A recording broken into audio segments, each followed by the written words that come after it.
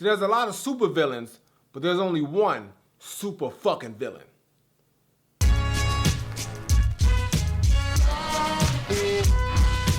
What's going on, everybody? It's the Granddad Willie, and you are here again for another edition of CDK Studies. Today, we're going to be talking about another underground MC of legendary status. This motherfucker is so enigmatic, so out there, so unique. You don't know what the fuck he's going to do next, because he probably don't know what the fuck he's going to do next, but you're on the edge of your seat waiting in anticipation, because you know it's going to be some crazy, dope, fire shit most of the goddamn time. Talking about none other than the legendary one himself, MF Doom, the super fucking villain. So we're going to go in the book right here, and we're going to talk about some albums that, I mean, this motherfucker, like I said with Quality, I got all this motherfucker's albums. Doom and Quality are like my favorites. They're like fucking boom, right there, like straight up, boom. Like I can't even pull one over the other because they both had crazy influence on me. But what I'm going to do is I'm going to talk about the first MF Doom album that I ever fucking bought. And I'm going to say right now, I was a little late to the MF Doom party. I found out about MF Doom off of De La Soul's Rock Cocaine Flow song off their album The Granddad, which would be a completely different video, and I'll tell you a story about that shit in itself. We're talking about Doom right now, but that led me to buy this motherfucking album right here, which is still to this day the softest spot in my heart for an MF Doom solo album. Food. This motherfucking album came out in 2004, and the crazy part about this fucking album is that it came out actually a month after the Granddad album, but I didn't realize that this album existed until like a few months after the fact because I was bumping that shit. But this is also after Mad Villainy and a whole bunch of other slew of releases that he had fucking put out. So I was a little late to the MF Doom show, but I showed up for this motherfucker, and god damn it, I'm glad I showed. Better late than never, goddammit. This motherfucker has so many dope cuts on here. It was mostly produced by Doom, but Madlib had a beat on here. Count Bass D had a beat on here. I think somebody by the name of PSN or something like that had a beat on here. But for the most part, Doom did all the shit, and it was mostly the Special Herbs beats, the legendary catalog that everybody and their fucking mama used, including myself. MF Wooly Chrome and Ivory is fucking fire. You should check it out if you haven't. I'm just gotta say that.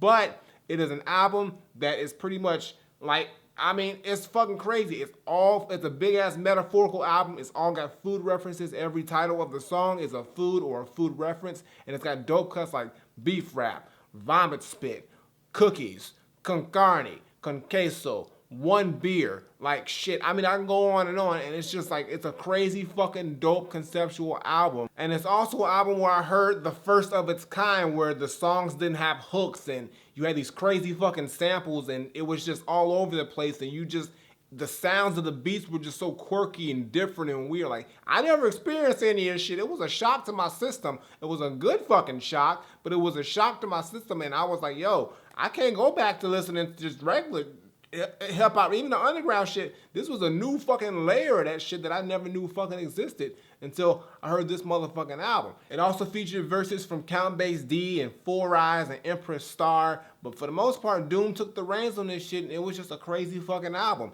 And let me tell you a story about this shit too, because like this shit right here was like a long time coming for me to cop. So like I said, I found out about Doom from De La Soul's Granddad album, from the Rock Cocaine Flow track. And after I found that out, I started doing research on MF Doom because I was like, yo, MF Doom, like, I got to find out more about this motherfucker. Now, what I didn't know was that MF Doom had many alter egos, but his only other release prior to this one was Operation Doomsday, which was back in like 1999. I couldn't find that shit, but I did see Food. So I was like, yo, okay, I'm going to go cop Food. So I finally was able to track down the album at a Best Buy like 3 cities over. And I was luckily had a friend who lived over there. So I was go to the Best Buy, and I found a copy of this. It was only one fucking copy of that. But at the time, I didn't have any fucking money to buy the shit. I was like 15 when I saw this shit. I was 15.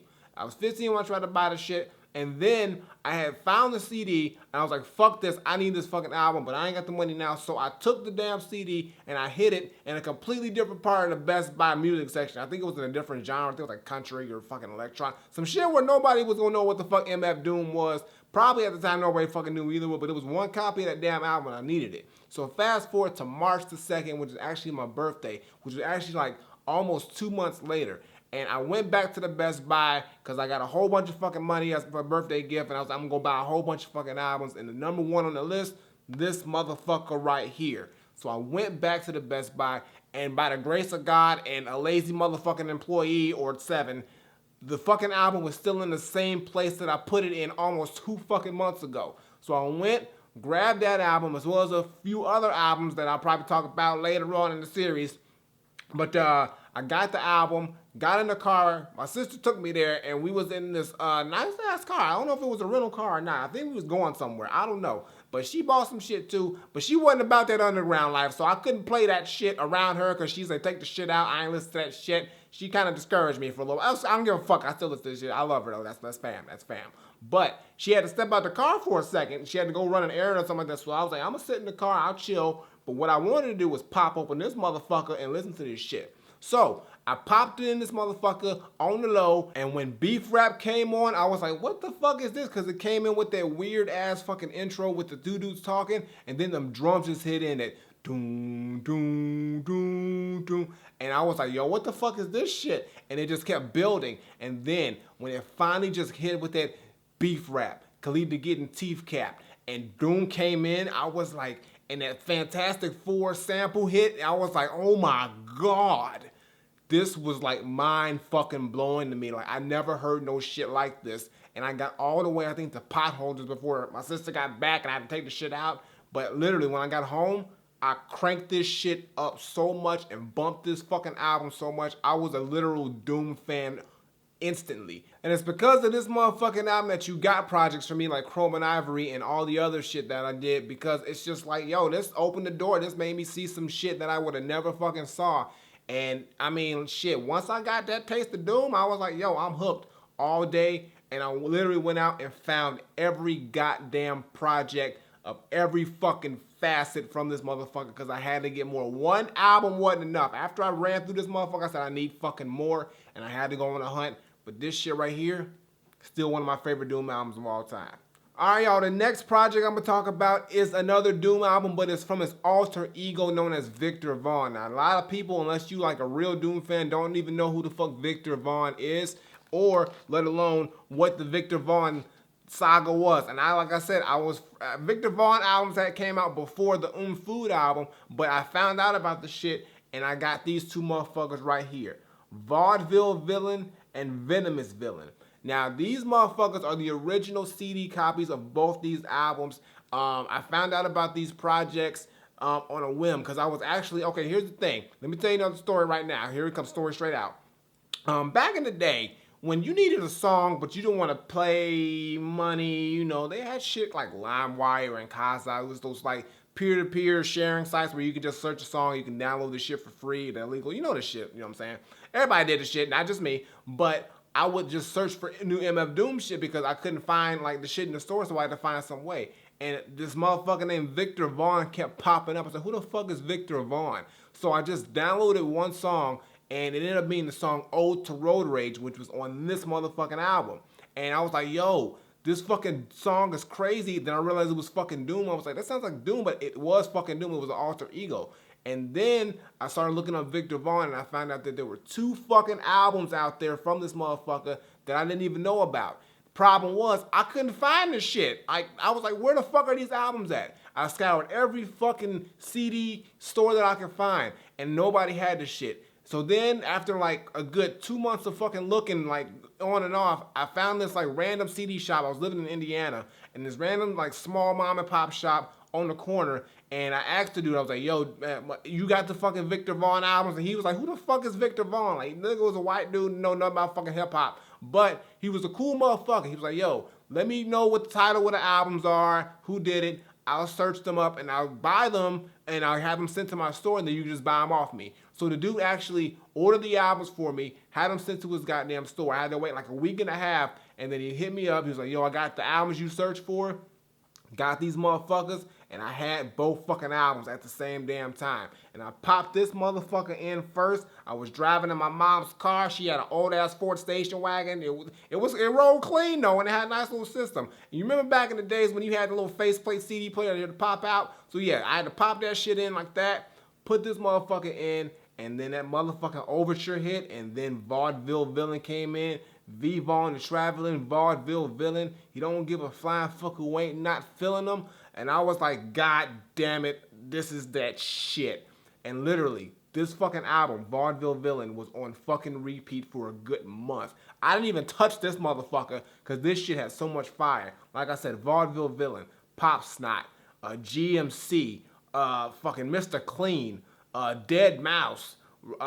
The whole goddamn album was crazy fucking fire. And then when I finally got to this shit, I'm not gonna lie, this shit's better than this shit, but this shit has some cuts on it too. I mean, Ode to Road Rage, Dope Skill, Doper Skiller, shit, fuck. I mean, it goes on, the list goes on, but literally, this motherfucking series, Vaudeville Villain, Venomous Villain, the Victor Vaughn era was fucking crazy dope. I think it's some of his best work, especially this motherfucking album right here. And I wish he would drop another Victor Vaughn album. I hope he does at some point, but if he don't, yo, these motherfuckers right here brought some crazy fucking shit. And you can't even find this motherfucker anywhere most of the time anymore. You can still get this shit like on iTunes, but this shit is like a fucking urban legend unless you can like find it like on like a something like online or some shit. But these are the original joints. I got them back to back at the same time. So hey, if you never heard of Vaudeville Villain or Venomous Villain, you gotta hear both these shits, especially if you a Doom fan or a new Doom fan.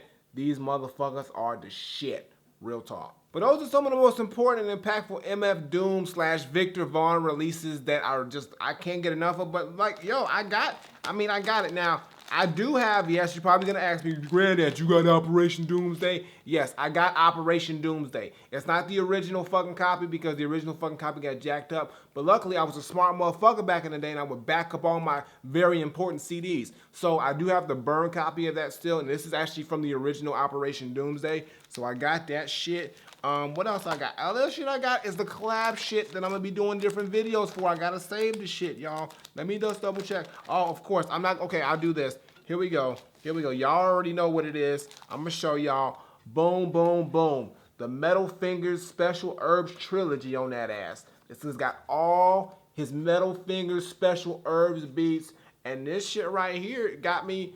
This is pretty much what also set off the Chrome and Ivory shit because this was my research right here. I had to listen to all these motherfucking beats, and the best way to do it was to get this catalog because I wasn't buying all them fucking special herb shits, but like I had to find some research shit somehow, some way before I, got the real official shit going, and that was the best way to do it. But that's gonna do it for this edition of CDK Studies. So tell me what your favorite MF Doom project is, solo project. We ain't don't say no collab shit to me. Don't ask me what about this collab or that collab. Like I said, other videos are coming for that. I separate the collab shit because it's a different thing to me. But talk about solo MF Doom albums. What's your favorite or alter ego favorites? And we just gonna talk about the shit. But yeah, MF Doom, he is still dope to this motherfucking day and his music still holds up. I just wish he would drop some new shit. I don't know what the fuck he doing. Last time I saw he was on a goddamn boat in the middle of fucking some island or some shit. He's living good. Where is he getting his money from? I don't know. I mean, he's making some good ass deals on. I need to know some business fucking sense from him because I don't know how the fuck. I know he ain't selling crazy numbers. He's doing something on the low. He is a villain. He's probably doing some crazy shit.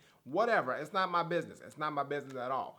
But that's going to do it for today's CDK Studies. Make sure you check out my previous CDK study of Talib Kweli. I'm going to link it right there. And also check out my music and all my good shit. Twitter, Facebook, SoundCloud, Instagram. Links in the description below. And subscribe. Button on the screen. Button below. Woolet Reviews. And CDK Studies twice a week. That's right. You're getting all that good shit. So make sure you keep tuned into my channel. And you're just going to see some dope shit. So until next time I take my leave.